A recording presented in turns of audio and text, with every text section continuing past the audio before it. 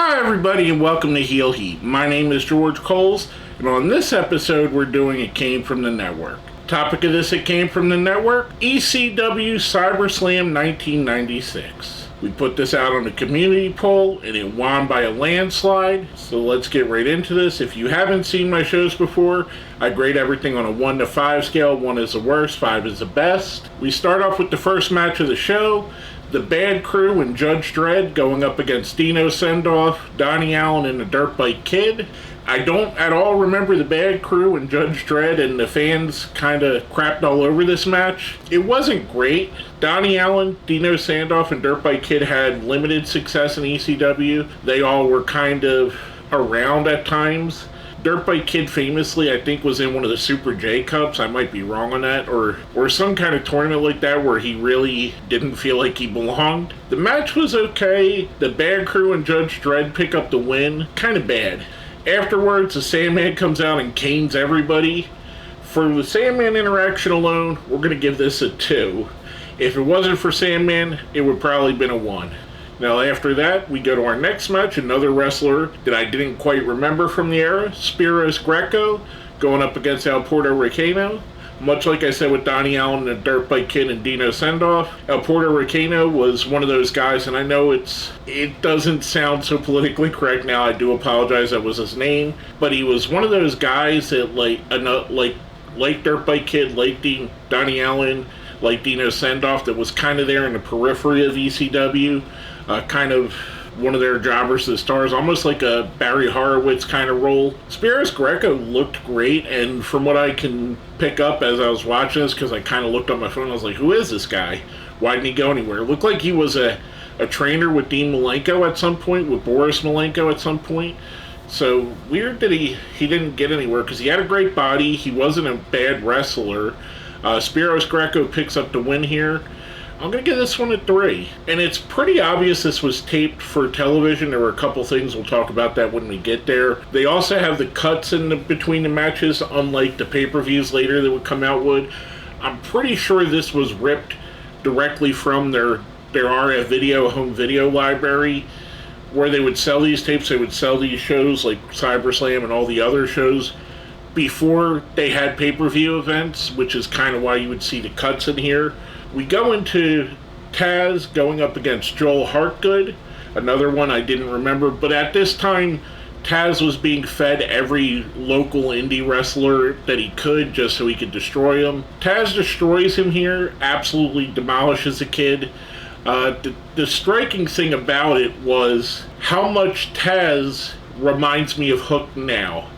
And if at the time I'm recording this, Hook is still very early in his career. Hook's aura, his presence, his match, it's almost a carbon copy of Taz, what Taz is doing here, which is totally awesome. That could be why he resonates with so many of the fans like myself that watch Taz in ECW, because Taz in ECW was a total different monster than the Taz that you got in the WWE. After the match, the three from the beginning, Allen, Dirt Bike Kid, and Dino Sendoff came out. Taz disposes them quickly. Mikey Whipwreck also comes out, which Taz makes short work of him as well, which they go into an actual match.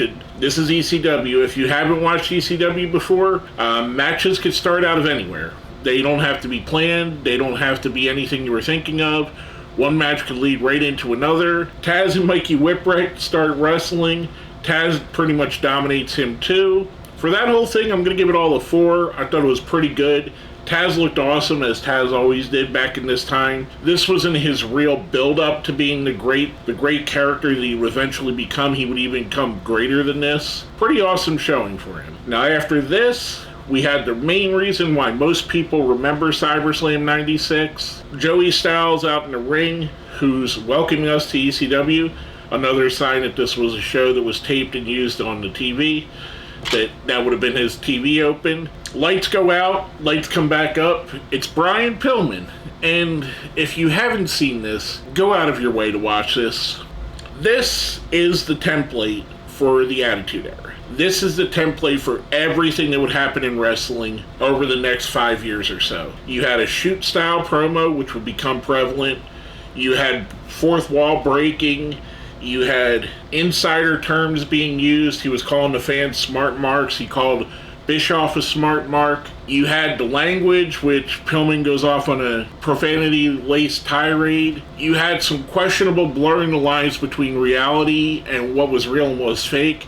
At one point, Pillman pulls a fan out of the crowd, which I've actually heard two conflicting stories. I heard the fan was a plant at one point, that he was a pro wrestler in training.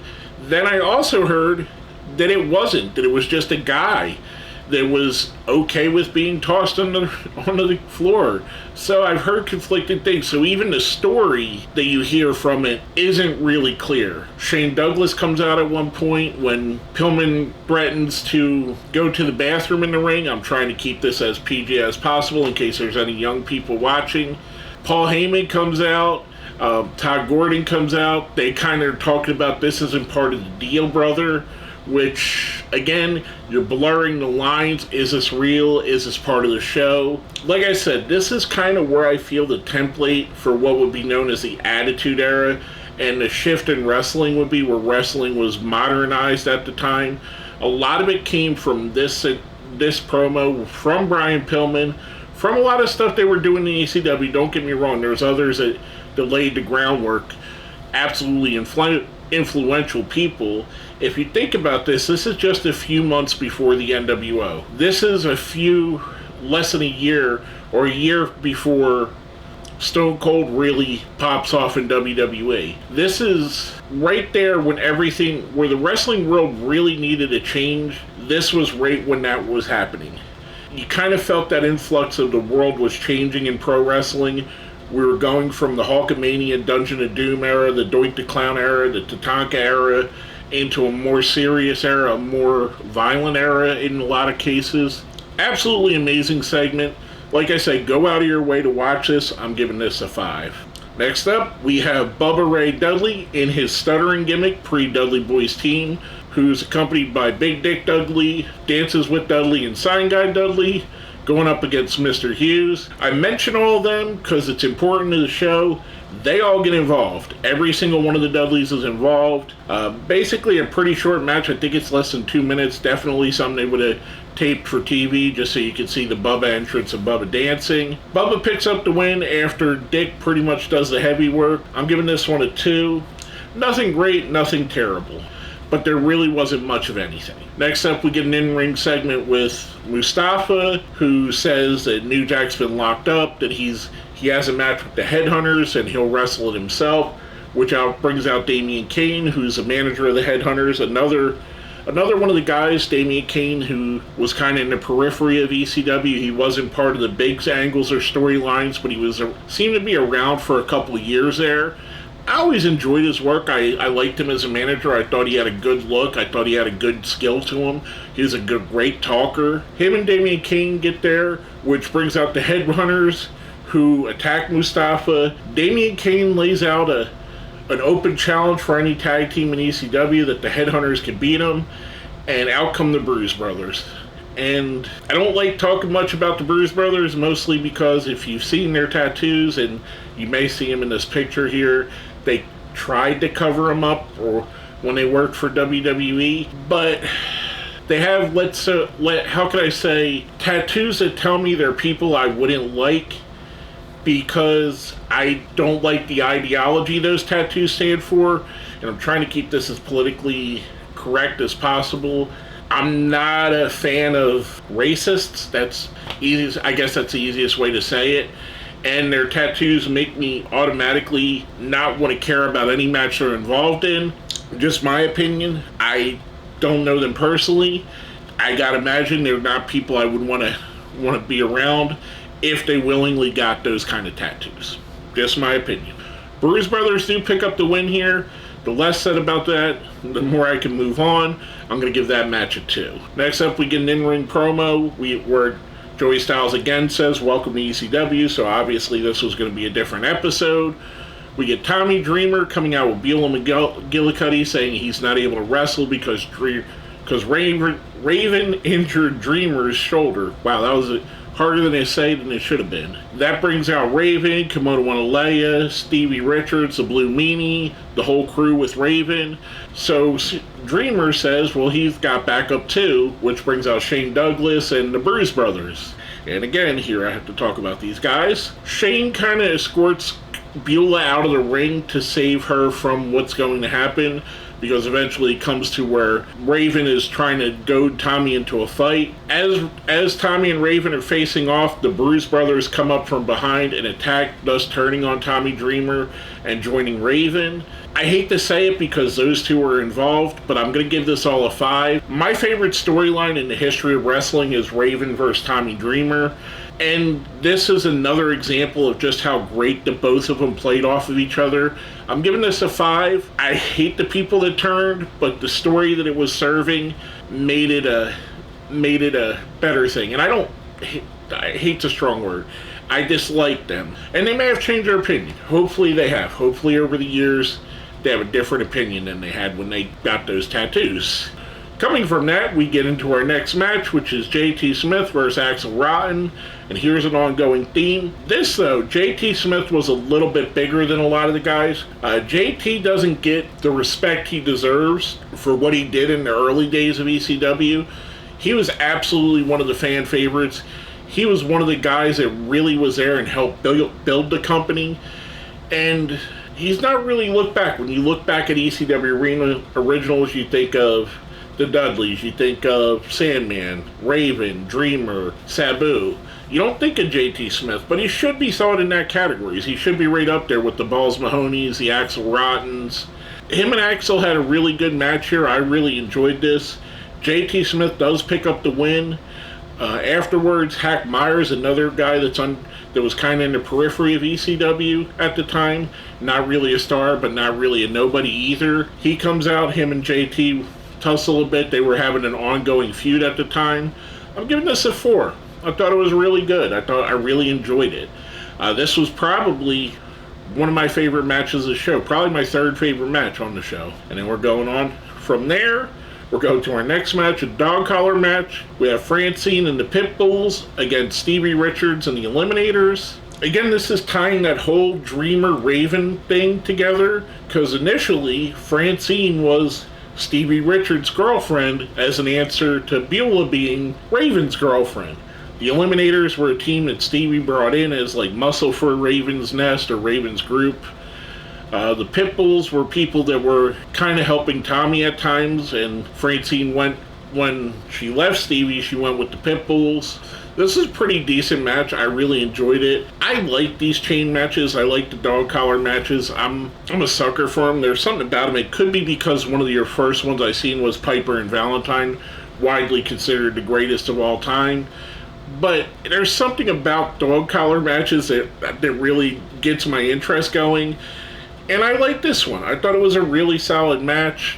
Francine and the Pitbulls do pick up the win. I'm giving this one 4. I thought it was pretty good. Next up, we get a TV championship match. Two Cold Scorpios defending against Sabu. Again, much like I said with Pillman, influencing the Attitude, or so-called Attitude, this influenced the ring style. You could take the ring style of pro wrestling today and directly draw a line back to these guys, back to Sabu, back to Two Cold Scorpio. Two guys that were considered heavyweights, but wrestling in a style that was generally considered a cruiserweight style. You didn't really see the style even among cruiserweights unless you seen like Liger or Tiger Mask before. All the high-flying maneuvers, all the dangerous spots. And yes, if you watch it now in comparison to a Will Ospreay match, they're not pulling off the moves that Will did. But if you watch this in comparison to something you would see on Nitro in 1995 or Monday Night Raw in 1995, these two absolutely are light years ahead of where everybody else was. I absolutely love this match. This is my favorite match of the show. It goes a full 30 minutes. They get a time limit draw. I'm giving this one a 5. I thought it was really good. Next up, we have Shane Douglas versus Cactus Jack with Mark Hildebrand as a referee. Story being that all three of them were trained together with Dominic DeNucci. Cactus was leaving to go to WWE to become Mankind. He had been on an anti-ECW tirade. Douglas had just recently came back to the ECW, and they were friends that were facing off one last time. This was a very solid match. I enjoyed it a lot. I love Shane. I love Cactus. Cactus is my favorite wrestler of all time. I enjoyed what they did here. It was really good. There was a couple cringe moments where Cactus Jack is handcuffed and he's taking chair shots to the head, which, knowing what we know now about CTE and concussions, kind of makes you a little squeamish at the time watching that, even though then no one knew that what would eventually come out about it. Douglas does eventually pick up the win because he's trying to get Cactus to quit, but Cactus is first, he screams for Vince, which obviously Vince isn't going to come and help him. Then he screams for Mikey Whipwreck, who Mikey was his tag team partner, and Cactus had recently turned on him, trying to get Mikey to come help him because Cactus is handcuffed. Cactus is in the figure 4. Mikey comes out with a chair, looks like he's going to hit Shane, turns and hits Cactus. Cactus goes out. They count his shoulders down for the 3. Like I said, Douglas picks up the win here. I'm giving this match a 4. I thought it was really good. Last up, we get the main event of the show for the ECW Championship. Raven with Kimona, Stevie Richards, and the Blue Meanie going up against Sandman, who has Missy Hyatt with him. I always loved that Sandman had like Missy Hyatt, Woman, Peaches with him. He didn't really need a valet, but they added so much to his character just being there with him, that holding his cigarette, holding his beer, holding the cane when he wasn't using it. This was another great match. Raven's 2 big feuds in ECW were Sandman and Dreamer, and at times they intertwined with each other and went on independently of each other. This was really solid. All of Raven's flunkies get involved. The Bruise Brothers come out again. Again, I don't want to talk about those guys. Really solid match, kind of what you would expect from Raven and Sandman. And it's been said a lot about Paul Heyman. He found a way to give you the best of everybody. You see Sandman in other places and he's kind of exposed as not a great ring wrestler, but you wouldn't know it here. The match that they built, and Raven's such a great technician and a great talent in putting together a match, that you don't even notice that Sandman's not up to his level. This was really solid. I really enjoyed it. Raven does pick up the win here. Sandman can't overcome the odds. I'm giving this one a 4. Overall, I thought it was a pretty good show. There were a couple matches, the 6-man in the beginning, the Spiros, Greco, El Puerto Riqueño were a little bit on the shaky side. Bruise Brothers and Headhunters was just a brawl, and again, I could be biased on that match, so there was reasons I didn't like it. Bubba and Mr. Hughes, a little bit short for my liking. But overall, once we got that second half, and also Taz in the beginning, where we started seeing like JT Smith, we started seeing the Pimples, Francine, the Eliminators, Sabu, Scorpio, Douglas, Cactus Jack, a lot of the guys that ECW was known for, plus a promo from Brian Pillman, that's one of the great promos of all time. Again, go out of your way to find this. I'm going to give the whole show a solid 4. I thought it was really good. Bordering on great. If it didn't have some of the dead weight in the beginning of the show, I probably would have gave it a 5. Overall, I thought it was a really solid show. With all that being said, let's smash that like button, share button, subscribe if you haven't, and if you made it all the way to the end, let's put CyberSlam in the comments. Such a weird and awesome concept at the same time, an internet convention in 1996. It was revolutionary, as ECW itself was. With all that being said, my name is George Coles, and it's been another episode of It Came From the Network.